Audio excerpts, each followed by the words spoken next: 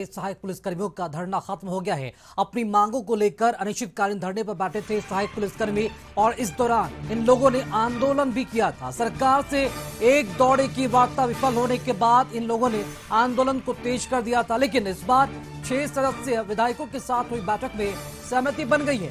बैठक में मानदेय और मेडिक्लेम में बढ़ोतरी करने का निर्णय लिया गया। इसके साथ ही सामान्य मृत्यु दुर्घटना की राशि को 2 लाख से बढ़ाकर 4 लाख करने का निर्णय लिया गया है।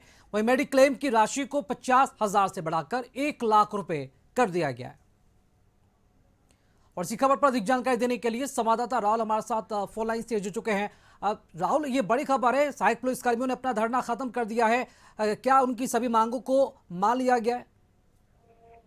2 जुलाई से राजधानी के मोराबादी मैदान में लगभग 2300 सहायक पुलिसकर्मी धरनारत थे और इनकी मांग थी कि इनका समायोजन हो, मानदेय में वृद्धि हो और जो तमाम सुविधाएं सरकारी पुलिसकर्मी को मिलती है उस तरह की सुविधाएं इन्हें दी जाए। हालांकि इसको लेकर कई बार की वार्ता सरकार से हुई, विफल रही, लेकिन आज 6 सदस्यीय विधायकों की एक प्रतिनिधि मंडल इनसे मिला और सहायक पुलिसकर्मियों का भी प्रतिनिधि मंडल की बैठक रांची के सर्किट हाउस में हुई। करीब 6 से 7 घंटे तक लंबी बैठक चली और बैठक में निष्कर्ष निकाला गया कि जो सहायक पुलिसकर्मी हैं इनके लिए उत्पाद विभाग, वनरक्षी, पुलिस और होमगार्ड में 10% पद आरक्षित हो गए। उसके साथ ही इन्हें 10 साल की उम्र सीमा की छूट दी जाएगी। 30% तक जो है कि मानदेय में बढ़ोतरी हुई। मेडिक्लेम में 50 लाख का जो मेडिक्लेम था, 50,000 का जो मेडिक्लेम था उसे 1 लाख किया गया। उसके साथ ही सामान्य दुर्घटना मौत में जो राशि 2 लाख थी उसे 4 लाख किया गया और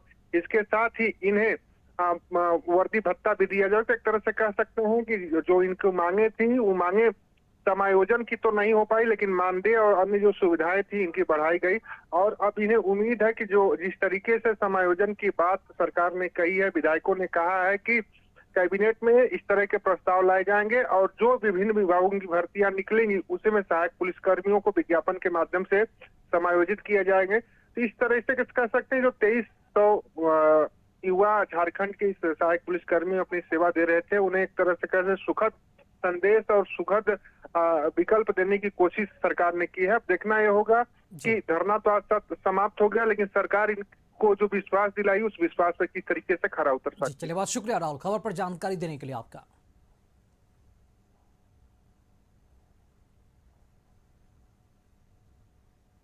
जिस रूप से काम करते थे उसी रूप से करेंगे और जो जो डिमांड इन लोगों का था उन लोग को हम लोगों ने पूरा किया है और बाकी चीजें जो है आपको हम लोगों ने लिखित प्रतिवेदन जब देंगे तो उससे सारा क्या डिमांड क्या डिमांड इन लोग जो है उन पक्ष को पूछ लीजिए। नीति नियमावली निर्माता जानेंगे, लेकिन हम लोग के था कि कम से कम 15,000 प्लस वेतन रखा जाए, लेकिन उस स्थिति में सहमति नहीं बन पाई।